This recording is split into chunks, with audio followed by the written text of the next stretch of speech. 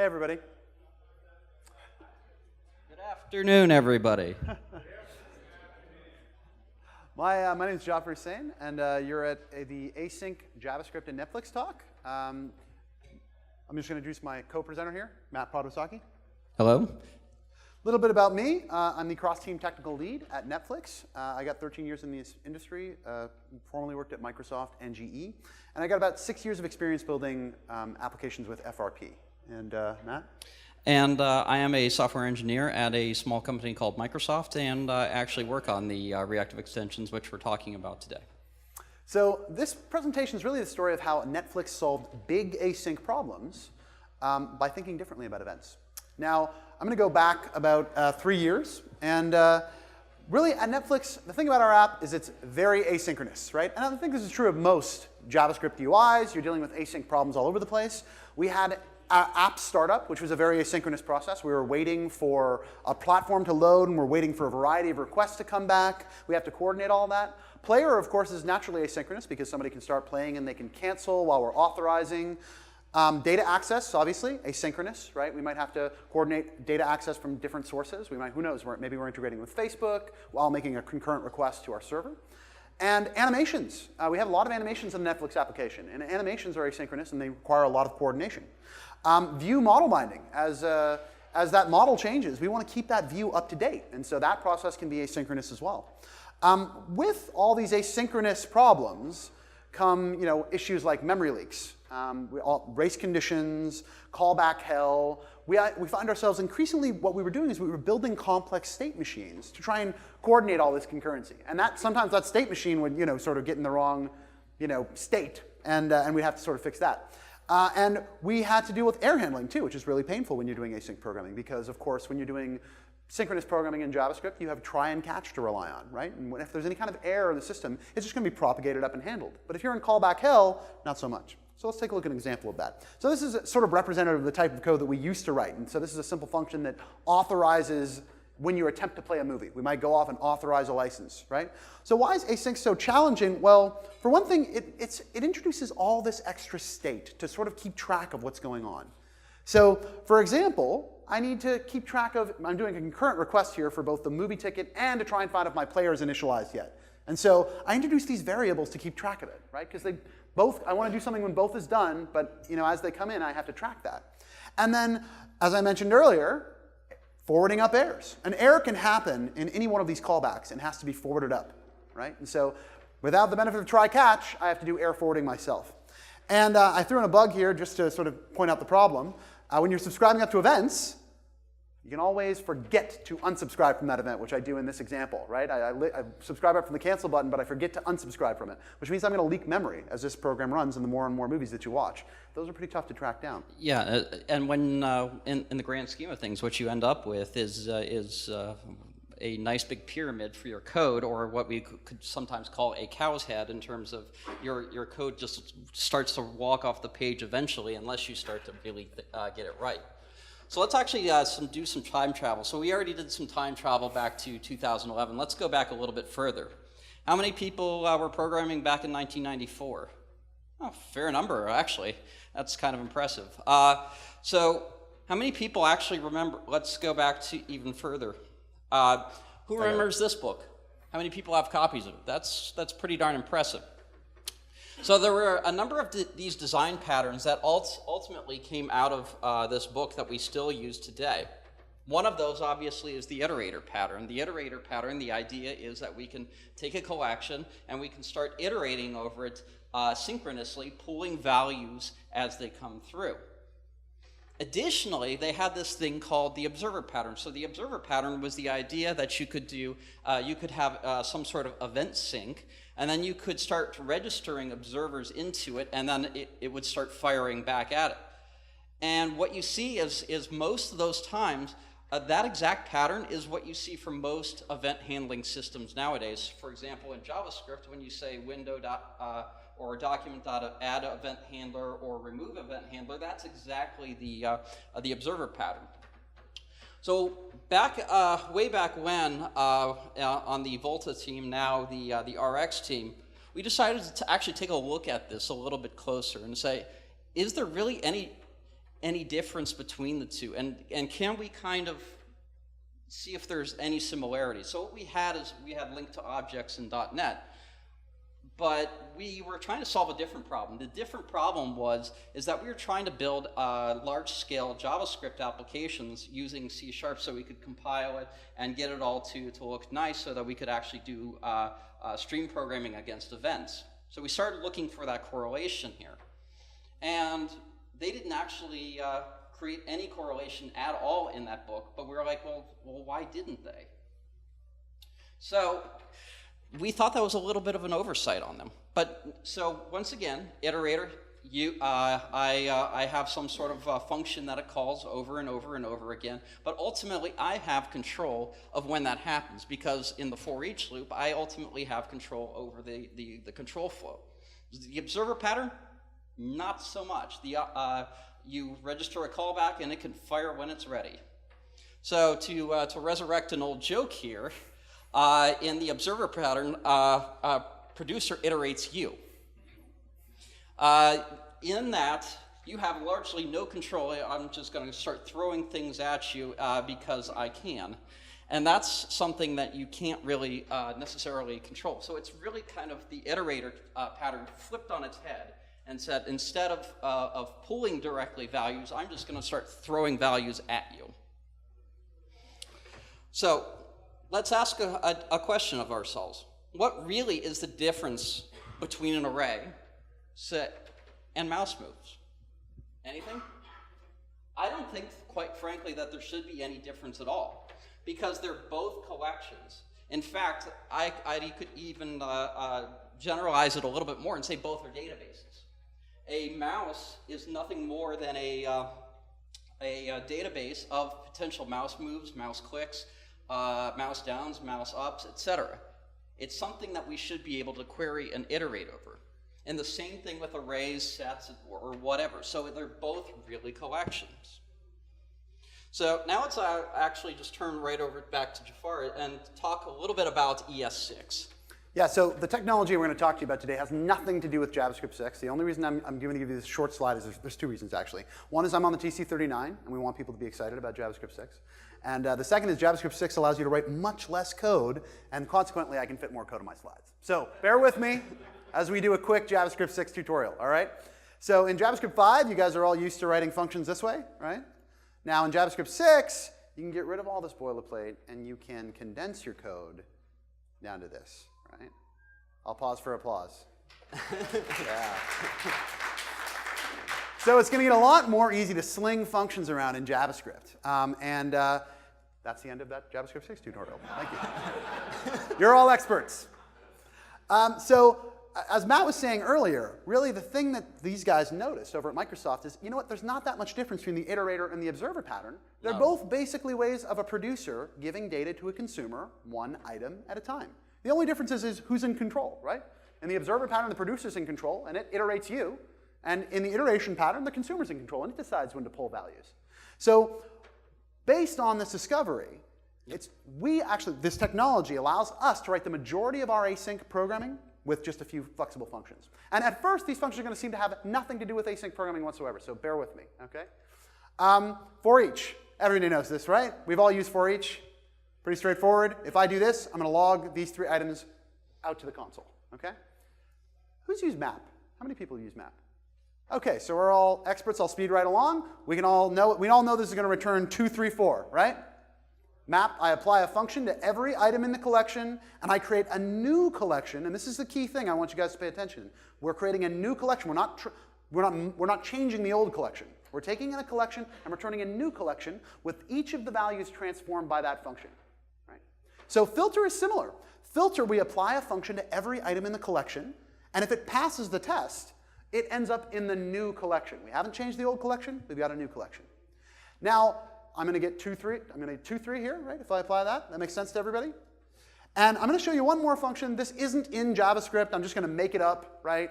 Bear with me here. It's called concatAll. And if concatAll takes a multi-dimensional collection and flattens it by 1 dimension. So if I have a 5-dimensional collection, it's going to flatten it to a 4-dimensional collection, 2-dimensional collection. In this case, it's going to flatten to a 1-dimensional collection. Now, I want you to pay attention to something. Notice what happens to that empty array when we flatten, right? It just disappears, right? That's going to be important later, so take note. So quick review, map, filter, concatAll.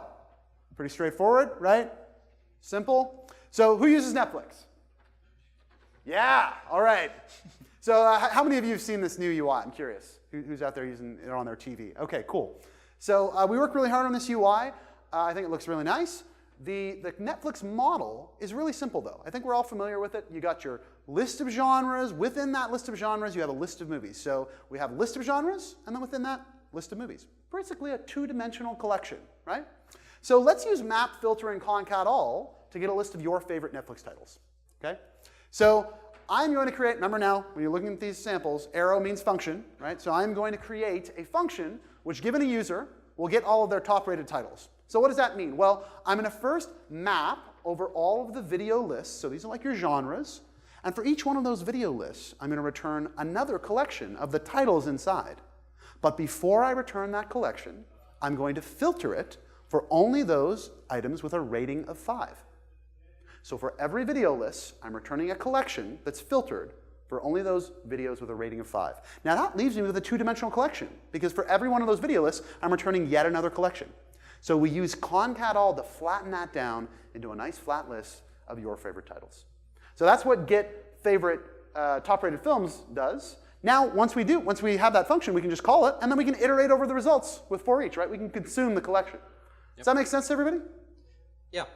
And what's really neat about that is, let's take this a little step further and say, could we do the same thing like we talked about earlier? Could we say with this whole collection base, could we do the same thing with events using mouse drags? Should be pretty simple, right? So let's go back and take a look at some code now. So what we're going to do is go back and do our get our video lists. We're going to do the map, and we're going to do the filter, and we're going to do the concatAll to basically take that, map it, filter it, smush it down into one contiguous sequence. Now let's go take a look at the next part. So the mouse drags, on the other hand, looks almost identical. If you blinked, maybe you missed a few things, but take a look. What did we really change here? The only thing we really changed here is added a thing called TakeUntil. So TakeUntil gives us the ability to immediately stop a particular stream once something else happens. So for example, when you're doing your mouse down and your mouse move, until mouse up. And now you have a stream of these drag events, all using the same things that you knew about before, but instead of using filter, we're now using TakeUntil, and we get what we're looking for. So it's using the same context, the same functions. You don't really see a difference at all. And that's the beauty of it all. So let's move on. What exactly is an observable? So the observable, as we've already kind of talked about, is just a collection. And what we have is a notion of collections and time-based. Because it's asynchronous, we don't know when exactly it's going to fire. We just know maybe it's going to fire. And that's really the interesting part. So it's kind of like your iterable collections, but it has a time component built onto it. Okay? And now, so what we did at Microsoft is we came up with this idea of the reactive extensions. So this reactive extensions, we noticed that we have kind of this observer and this observable. So we kind of married the two together and added a notion of time to it, which we thought was really, really powerful. And then there's a notion of schedulers, which controls the time aspect, which is also fairly interesting. So for testability purposes, you can swap in and out concurrency at any point in your computation, suddenly turning it from asynchronous to synchronous, like that. So I work on a team called the Reactive Extensions. We are partnered with Microsoft OpenTech. So we have basically a number of implementations. We have it in C++, so if you're a Mac developer and using Clang, it works perfectly well in there. We have C# and VB support, obviously. JavaScript, which we're talking about here, obviously. which is under active development, and I'm probably the biggest contributor to that. And then, just as well, a lot of Jafar's coworkers are working on a thing called RX Java, so to handle a lot of their back-end particular stuff. But really, what we're talking about is taking a lot of the things that you already know, because you're JavaScript programmers, you already know map, filter, concat, reduce, all of those functions. So you should already know how to start using the reactive extensions, and now think about events in the very same way. So what they can really model is a number of things. Events, obviously, so mouse movements we've already shown. Data requests, so when I need to go out and I need to hit a server somewhere, it's the same thing. And finally, animations. So in the fact that I can model animations as events or as timers or as so forth, I can all use it as a single object. So instead of having to, say in jQuery or other libraries where you have to kind of say, well, this is an event and this is a promise, we only have one type to model it all. So all we have to do is to turn an event, a traditional event, is say observable.forEach, passing in the element, and what event that we want to listen to. Pretty simple. And what we do is we optimize. So if you're using Angular, or using Ember, or using jQuery, Zepto, etc., we optimize for that so that we natively use the library's piece so that it can use that. If it doesn't find that, we can go directly to native binding. But it really tries to make your life a lot easier with dealing with events. And then we can take this event and we can go ahead and subscribe to it. And so what we do is we create a handler. Sorry, this is the... Yes, sorry, go ahead. This is basically, I want you to take a quick look at this example. This is how you would subscribe to an event today, right? This is the model you're all familiar with, right? Add event listener, remove event listener, right? Which is exactly the observer pattern that you would find in the Gang of Four book. Right, it's basically just you can draw a straight line from what they described in the Gang of Four to this right here, right? So how's observable different? Well, if you look at this particular example, it doesn't seem to be that different. Really, I mean, you call forEach because we think about events as collections. If you want to traverse it, you call forEach and you pass in your handler, just like you would with an array.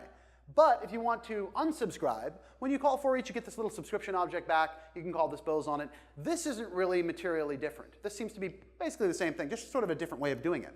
But forEach has got a couple of tricks up its sleeve. Notice these two additional handlers here that you can pass to forEach.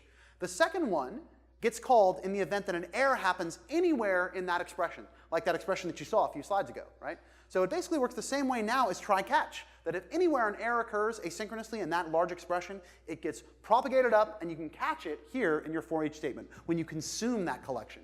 The last handler is perhaps the thing that I really want to emphasize is the big difference between an observable and an event, the real innovation here. When the Gang of Four designed the observer pattern, they forgot to add one little thing. With an iterator, if I ask you for an iterator and I call next and next and next on it, the producer can at some point say, you know what? I'm done. There's no more data for you. With events, there's no similar concept. There's no way for a DOM event to say, a well-defined way anyway, for a DOM event to say, you know what? I'm done. And just leaving off that simple ability completely transforms the way that we work with events. And I'll show you what I mean in a second. If we just add the simple ability for an event, a data producer, to say to you, I'm done, I have no more data for you. Well, actually what happens is we can avoid dealing with subscriptions almost altogether entirely. So in the last 5 years, I've written a lot of reactive code, and I haven't unsubscribed from an event once. And it's all down to this little simple concept. So I'll explain this in a moment. So I'm just going to explain to you a little bit how observable works, right? For the moment, just so we can visualize it, I'm going to invent a literal. I'm going to invent a fake literal. This is not in JavaScript 6, but it'd be cool if it was. But this is sort of a collection over time, right? Now, if I do forEach on this collection over time, I get the same thing as I would in an array. It's just that it happens over time, right? Make sense to everybody? So that's how an observable works. It's just a collection over time. So if I do a map, exact same thing, right? Just happens over time. As the items arrive, I apply the function, and then I push them right out immediately. And filter, same thing, right? I get 2, I skip over 1, which is why it takes a little while to get 2. And then I get 3, and that's it. Now, concatAll, I called out earlier to you guys, right? It's an interesting function. Remember how I talked about how that little array disappears, and that's going to be important? Now, what happens if I have an observable of observables? What does that look like? An array of arrays looks pretty straightforward. But an observable of observables is a collection over time of collections over time. So let's take a look at what that looks like. It will look like something like this. So if we apply concatAll to an observable, we solve a big problem with asynchronous programming. And one of the biggest problems with asynchronous programming, race conditions. If you subscribe up to 2 events, they're going to fire in any particular order, right? There's not much you can do about that. Sometimes, though, you want to make sure that you process events in a certain order. And concat guarantees that things happen top to bottom, left to right. And so the ability to apply concatAll to a stream of event streams is really useful, because you can make sure that events are processed in exactly the order you want. So how does this work? Well, first, an observable comes in. And then it for-eaches over that observable and immediately gets the data and returns it. Another observable then comes in after that one finishes. It for-eaches over that. Out comes 2. And while we're waiting for 3, another observable arrives. Now, what concatAll does is it just buffers up that observable. It just holds onto it, says, I'm not going to for-each over this just yet. And we're still waiting for 3, and yet another observable arrives. Once again, not going to for-each over it. It's just going to keep it in its back pocket. And then finally, the last observable returns 3 and completes. And then we for-each to the next observable that we got in order. Nothing's there, and it just disappears, right? And then we for-each over that last observable, and 4 gets inserted, and things get processed in the right order. This is a very, very powerful weapon in the fight against race conditions. Now, I promised you guys we were going to explain TakeUntil, right? TakeUntil is very straightforward. We listen to a source collection, and we listen to a stop collection. So the source collection returns 1, 2, and as soon as the stop collection fires anything, we end the collection, and then we just stop listening to the previous 2. We unsubscribe from the previous 2. So this ability to end collections is why I haven't unsubscribed from an event in the last 5 years. Because I do not build state machines that when this happens or I get this much data, I go and unhook events. I declaratively describe the conditions under which I want my collections to end, and then they free my subscription for me. Think about document on load. Document on load's it fires once, and then it just holds onto your handler. That doesn't make any sense, right? It knows it's never going to fire ever again, but it just sits there holding onto the handler. The way observable works is it has an explicit way of telling you it's done, and then when it tells you it's done, it just frees the handler. So instead of building state machines, be declarative. Describe the conditions under which you want to stop listening, and just let it work. Very different way of approaching complex event-based programming. Yep. And not only that, but when we talked about the 2 extra pieces, the error and the completion, they actually have very meaningful things. For example, when we're making network requests, etc., things can obviously fail. How do you declaratively tell it to try it again or to do something else? It's really hard to do. Or, for example, concatAll really only works when you know where the end of the last stream was, so that you can start to begin going on again. So that's why we have this very explicit grammar where on next can happen 0 to infinite times, and then we can either be terminated optionally by either an error or a completion. But the grammar specifically states that nothing can happen after that completion has happened. That completion of either error or completion has happened. Let me just ask a quick question. Who feels like now they have a better handle on this example? Before, maybe not so much. Now I get a little bit of a handle? OK, so we understand sort of what's going on now, right? Let's tackle a harder problem, right? Let's talk about combining. So far, we've figured out how to combine events together. But what about if we want to combine events and asynchronous requests together? How many people have on their phones when they're typing and they're going to Google or Bing or etc. and start typing, and then you start to see some suggestions as they're coming along. Then suddenly, somewhere along the line, one comes right out of order and like, I typed that like 2 seconds ago, and now I'm getting the results. It's one of the most frustrating pieces in computer science.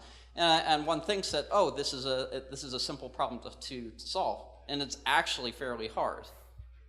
Yeah, I mean, for Netflix search, first of all, hands up, who's ever written an autocomplete box?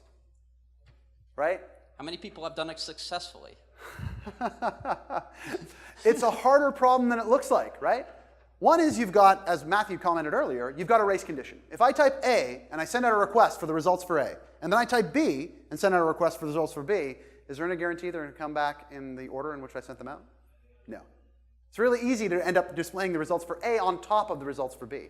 I also have another asynchronous problem, which is if I type A, B, C, D, E, F, G, I don't want to send off 8 queries. I want to hang back and debounce, or throttle, if you may, right? So if we take a look at this code example, Netflix search, we're going to show you how now we can, with Observable, effortlessly combine events and data requests and do things that promises can't. Quick show of hands, who uses promises? So you get a lot of folks using promises. OK, so this will be a good contrast to understand what's possible with observables, but is not possible with promises. So here we can see that we start out with a key presses collection, right? And the first thing I do is I throttle it. Observable has a simple throttle method, which turns A, B, C, D, E, F, G into A, C, G. Then we map each one of those key presses, and we grab the current value of the text box, input.value. We issue a call to get JSON, which doesn't return a promise. It returns an observable, which behaves like a promise. It's only going to call you once. It's like an array of one thing, right? And we apply this retry operator, which I'll explain in a moment. But, and here's how we avoid the race condition. As soon as somebody presses another key, so if I hit A, and we've created this request via getJSON that's going out to the server and it's getting the results for A, as soon as somebody comes along and types B, TakeUntil causes that request to be empty. It causes it to complete, which is sort of like an empty array inside of that concatAll that you saw earlier.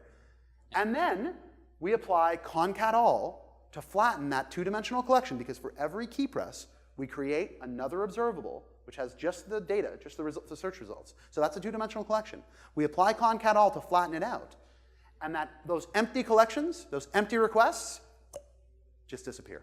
And not only that, but the getJSON actually, if we fire it too soon, we actually might have the ability to abort the XHR before it actually went out at all. Yeah, who uses XHR? Who uses promises for their XHRs?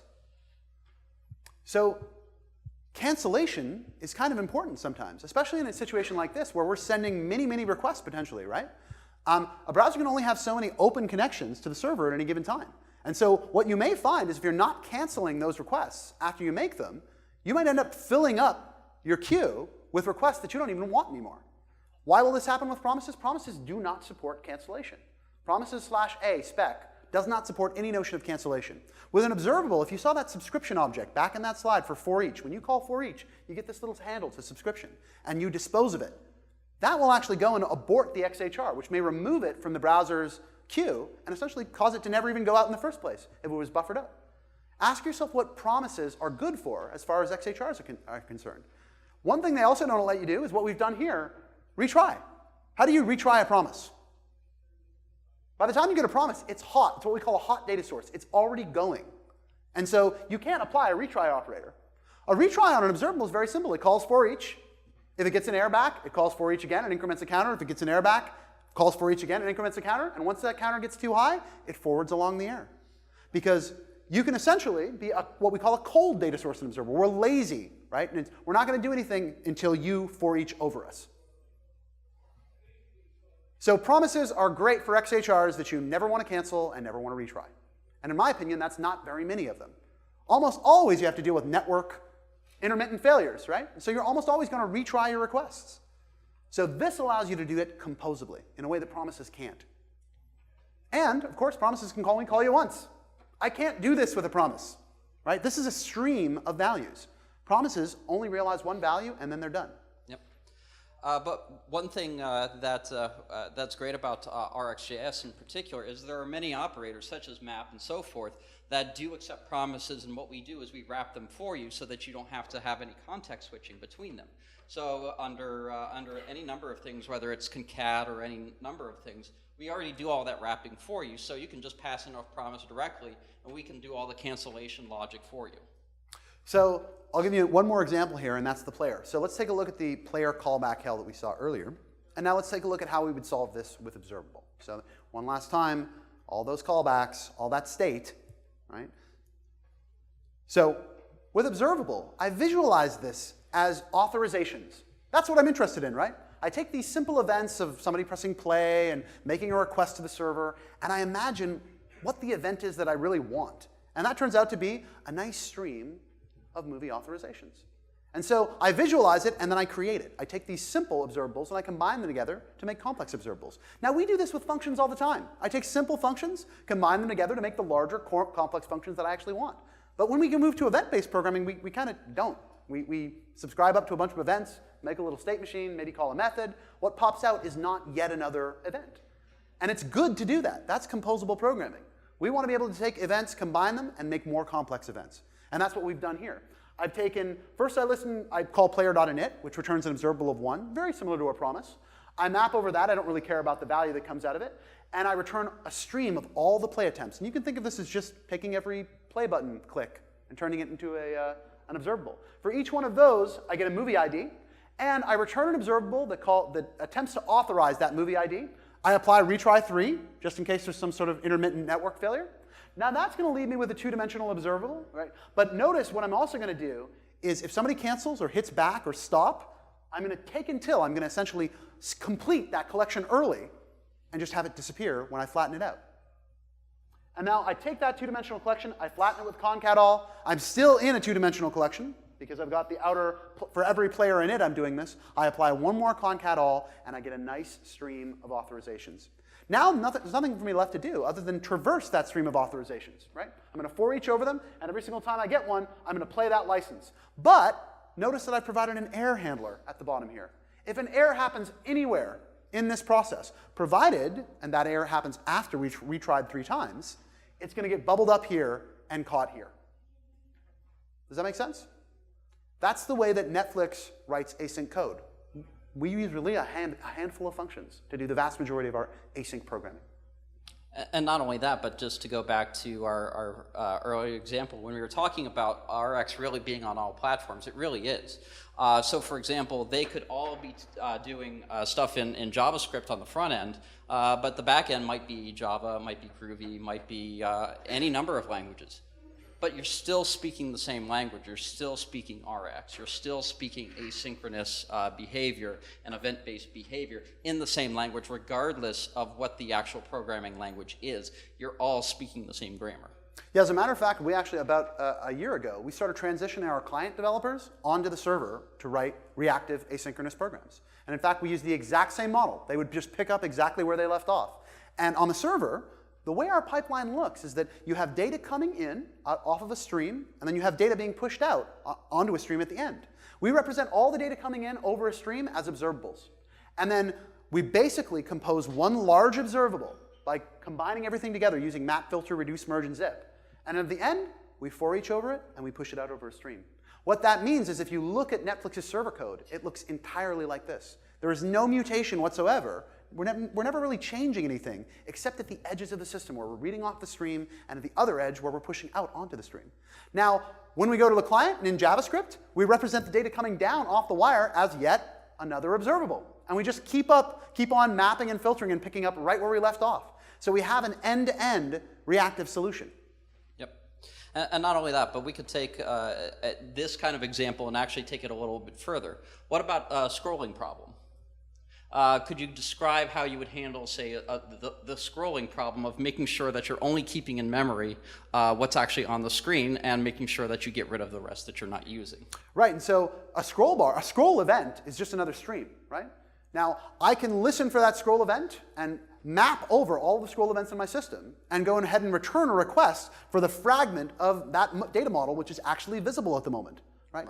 And then as that data comes back, I might want to display it, but what if somebody scrolls really quickly, right? I might want to display a throttle. I might want to do a throttle or apply an operator so that I only go and get data at certain intervals or once the scroll has stopped. And then I would go and get that data, but then if they begin scrolling again, I use TakeUntil to cancel that request.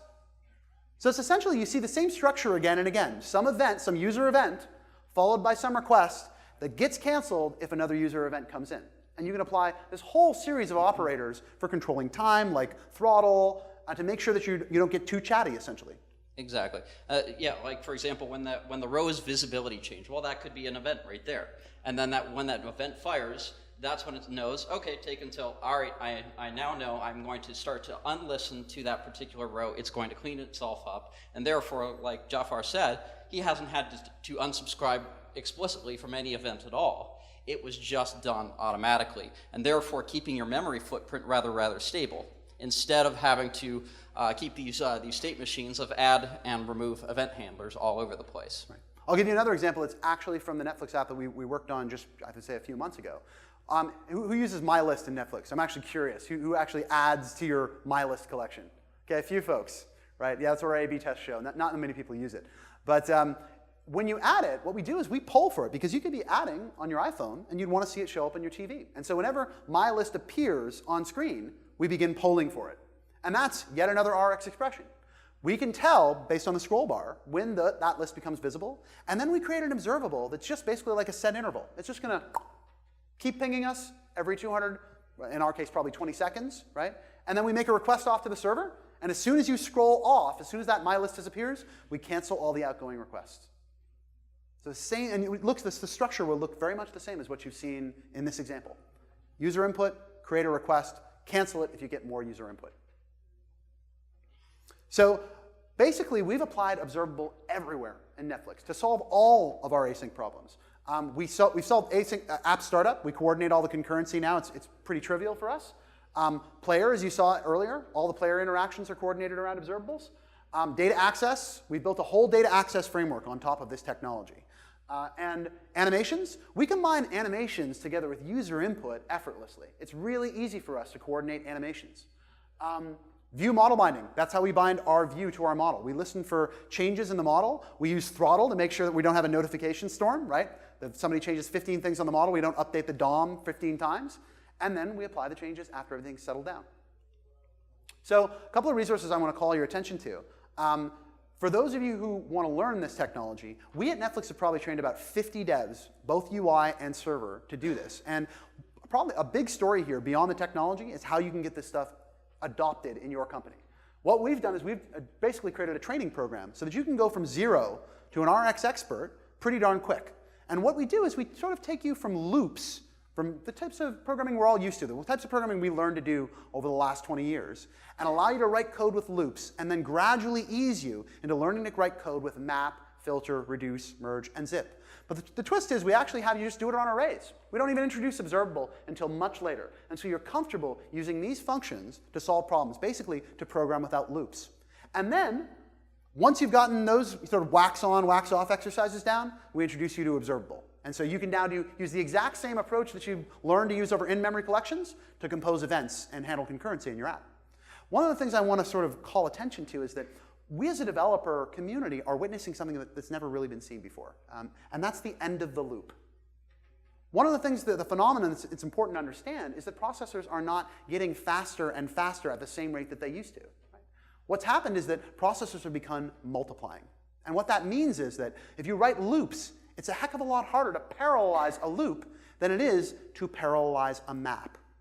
Right? If I express a map over a very, very large array, and then I want to transfer, say, add 1 to each one of those numbers, I can hand that operation off to a library, which can split it into 4 parts, execute it on 4 different cores that are on my laptop. If I try and write a loop to do that, it's hard because I might use a counter and move over that array.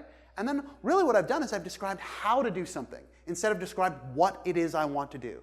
And to a large degree, that's what RX is about. It's about, and vector programming in general, which is basically thinking about in terms of collection transformations. It's describing what you want to do, instead of in painstaking detail how you want to do it. It used to be that loops were the fastest way to get things done, and they're not anymore. They're slower. If you've got more than 4 if you've got 4 cores or more on your PC, you want to be leveraging those cores. You don't want to do something as fast as possible. You want it to scale as well as possible. And so that's why learning vector programming is so important nowadays. It's not just a solution for concurrency, it's a solution for parallelism. On the TC39, I can tell you one of the things we're doing right now is we are basically putting into the standard a way that you can use threads in JavaScript.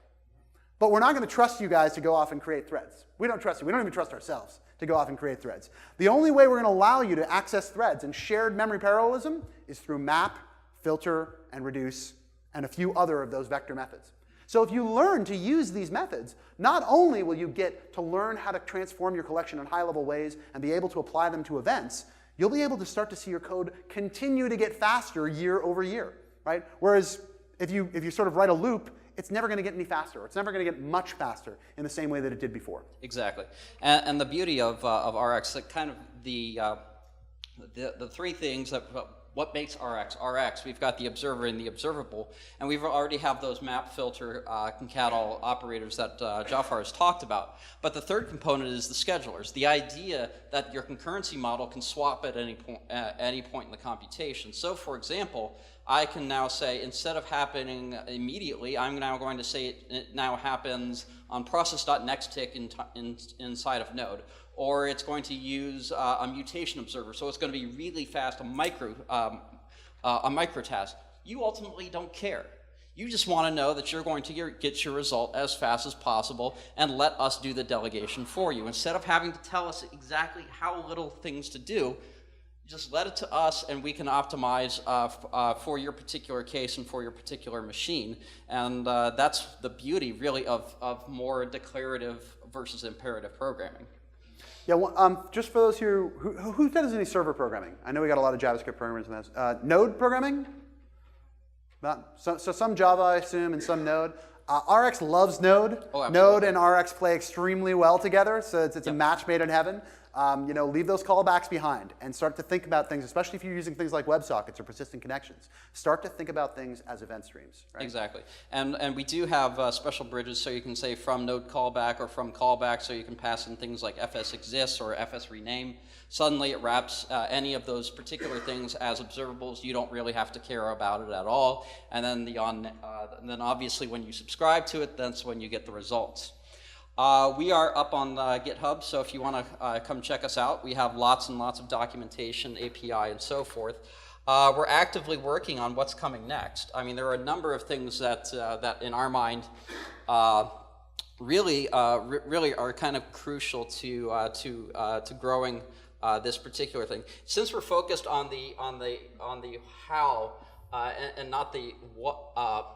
We're focused more on the what instead of the how. We're looking at things like query expressions. The idea that you can pass in a function and we can turn that into a query expression and then send it off to a different machine, get an answer, and come right back. So now you can start to realize the power of these more declarative models in terms of going against the service and saying, I want the top 25 things from Netflix. I can turn it into a query expression in JavaScript, go out, pull it back, and it's just an observable like anything else. Other things we're talking about are, as Jafar mentioned, with the observer, it can easily overload you really, really quickly, because as events are starting to come in, you can't really just say, whoa, whoa, whoa, whoa, whoa, whoa, hold on.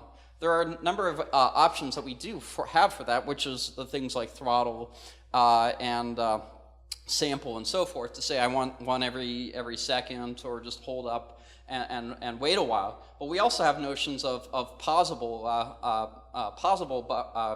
observables, in which that you can say at a certain point, pause it, resume it, pause, resume.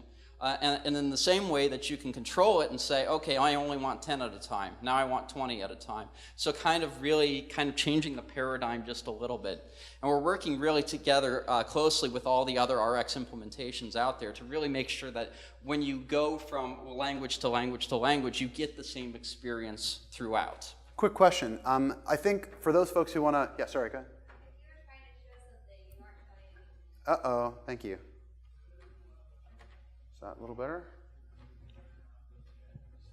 So let me just switch to mirror here. Is there any questions? At the moment? Yeah? You compare the RxJS to core async. Oh, great question. Who's heard of core async? Okay, a few guys. So channels. Channels are a very, very different approach to concurrency than observable.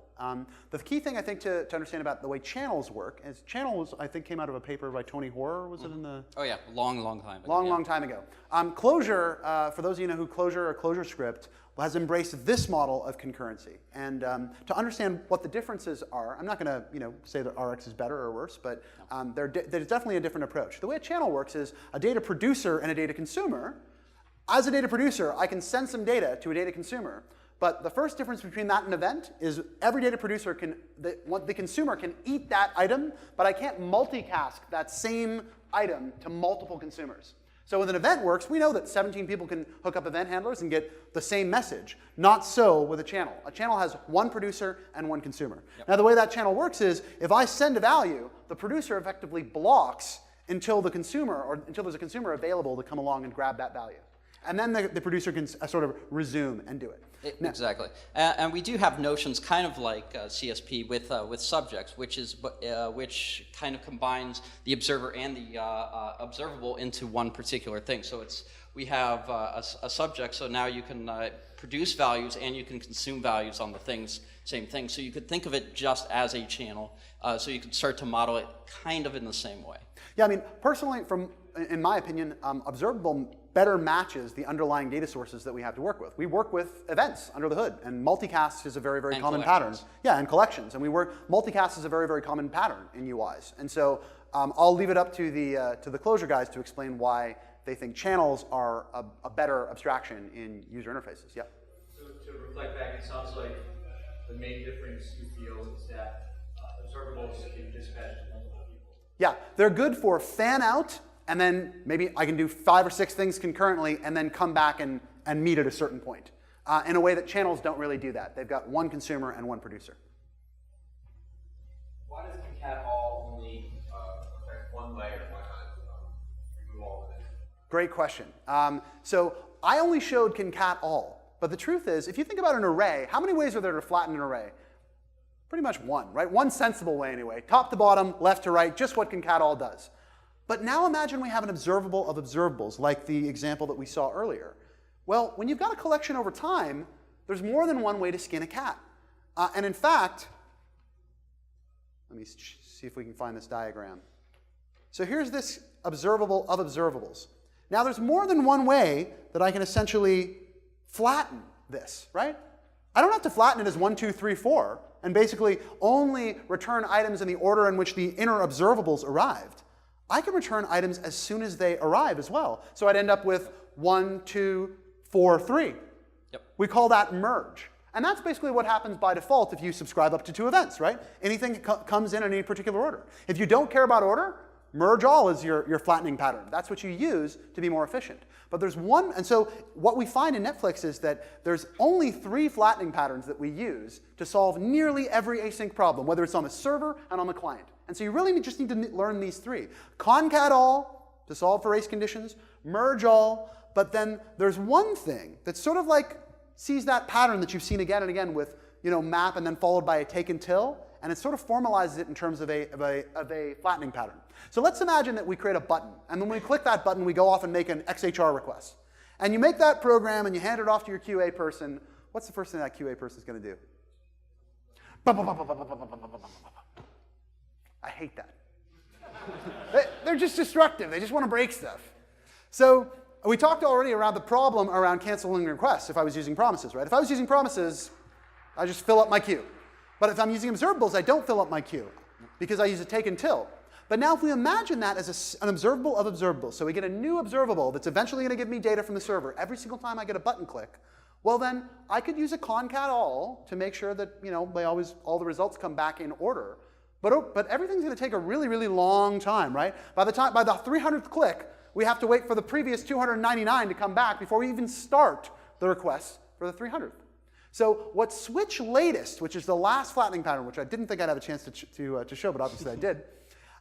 What switch latest does is it behaves sort of like a concatAll, except in this example, as soon as another observable comes in, we unsubscribe from the previous observable. And if this was a switch latest statement, you would only get 1, 2, and 4. We just say, you know what? There's a new observable. We don't care about the old one. We just leave it on the floor. And that's the solution to most of these types of problems. In the UI, I would say is probably the second most common flattening pattern we use is switch latest. It's basically a very, very well-defined way of saying, I don't care what I just did. I only care about the latest thing. And if you think about it, that's pretty much the user's attitude most of the time, right? I don't care what I did before. I want the latest thing. So that's exactly, that's really those are the 3 flattening patterns you're going to use. And that's almost all of the challenge about thinking about observable. There's really sort of 3 levels of mastery. The first level of mastery is, I don't need loops. I have map, filter, reduce, merge, and zip. And that's vector programming, and that's independent of observable. You can do that over any collection, right? But what that means is, if you think about what you do let's go back to the example where we were trying to, it seemed a little contrived, for figuring out the top-rated films. Let's say, you look at this example and you say to yourself, I can do that with a loop, right? Well, why do this? Why learn this? Right? Well, I showed you what you could get out of learning map, filter, reduce, merge, and zip. Right? You can't apply loops to events. But let's play devil's advocate for a moment. Let's say I was to solve this with loops. Right? Well, I already pointed out, don't expose a lot of parallelism by doing a nested for loop. Right? Nope. It's really hard for systems to figure out that I can do this piece in parallel, and you don't want me to just go left to right through the array. So parallelism is an advantage of this approach. If I was to maybe run this in JavaScript 7, it might spread across all 4 cores. But the part of the thing that you have to learn when you do vector programming, and the exercises at the end of this presentation will really help you get through this process, is that if you use a nested for loop, you'd probably create a loop to accumulate up the results, and then you do a nested for loop and just start adding to that loop, right? So what you do when you're building loops is you're flattening all the time. You're constantly flattening. Every single time inside that loop, you're adding to this nice flat collection. Vector programming is different. Flattening is an explicit step. And so you tend to need to think sort of a little bit more multidimensionally. You sort of need to ask yourself as you go through the computation, am I in a 2-dimensional collection, or is this a 3-dimensional collection?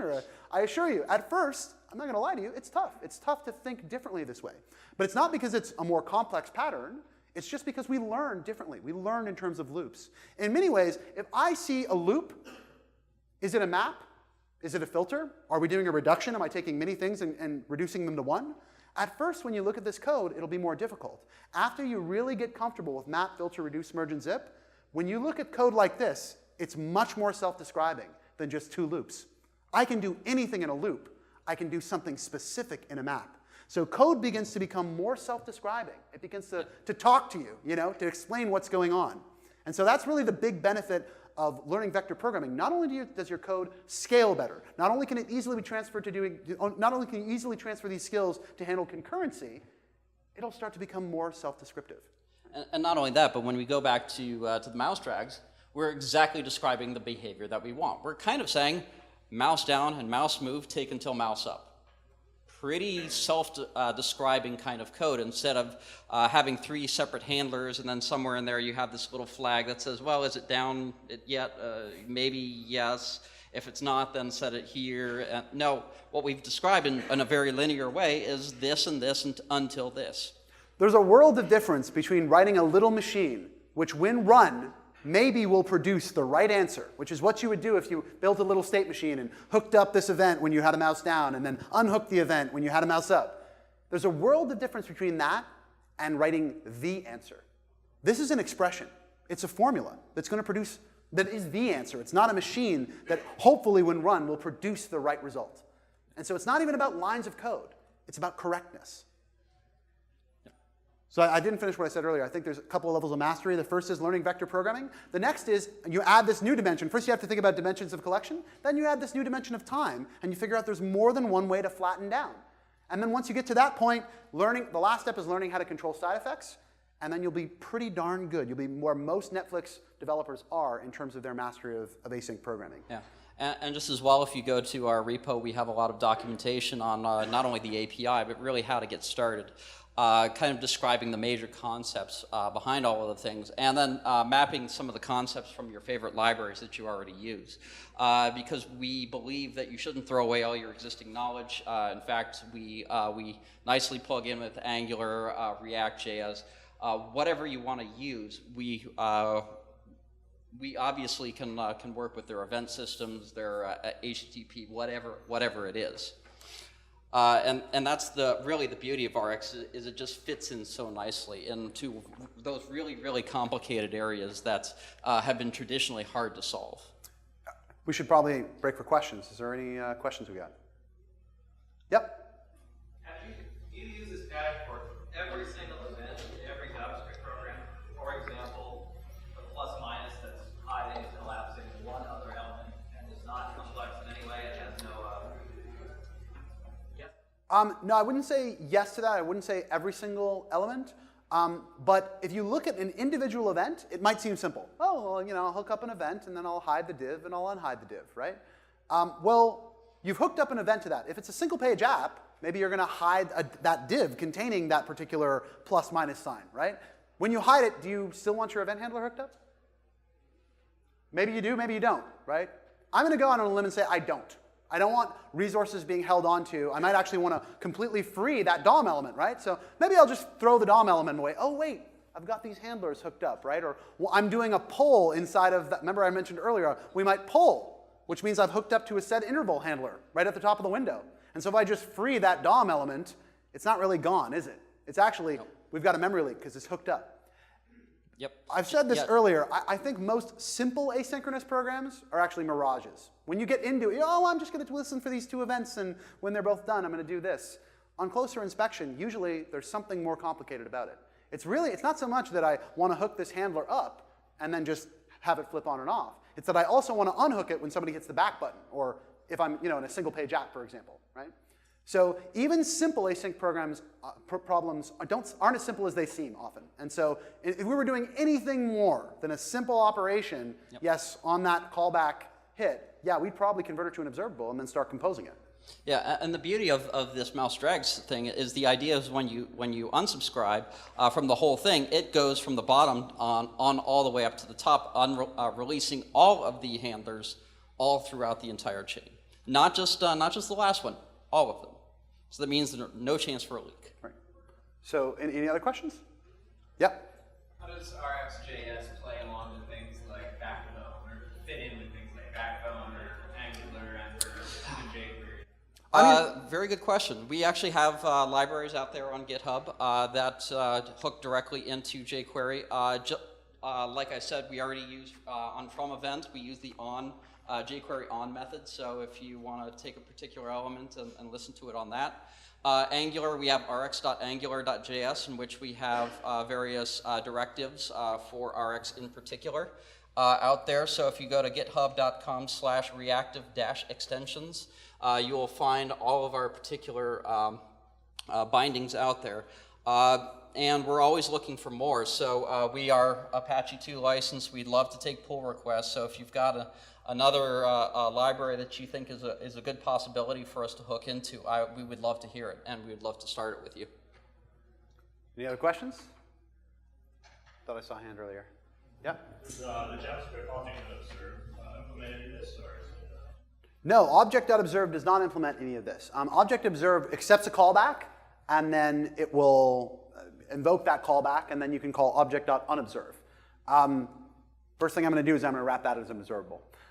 In fact, if you think a nice little fun exercise is to imagine now, by the way, who knows about object.observe? Who's heard about that? Right, a few people. It's coming in JavaScript 7. It basically allows you to walk up to any JavaScript object and call object.observe and listen for any property changes on that particular object. Right? Here's the catch, though. It only allows you to listen to one property level deep. Right? What if I want to listen to customer.friend.orders7? Right? Ask yourself how you would do that. Well, it's actually a relatively simple Rx expression. So that's why usually, again, there's no simple asynchronous problems. I will take that API, I will wrap it as an observable, and I will write something that'll have a switch latest in it. Why will it have a switch latest? It's because, well, any of that down that property chain, any of those parent properties could change. And then I want to stop listening to the instances that were underneath them before, the nodes underneath them. And so it actually is a switch latest problem. That's a fun exercise to try out. Go get the latest Chrome, take object.observe, convert it into an observable, and then see if you can write a stream of property changes for a deep property. Any other questions? OK, thanks very much, guys. Thank you.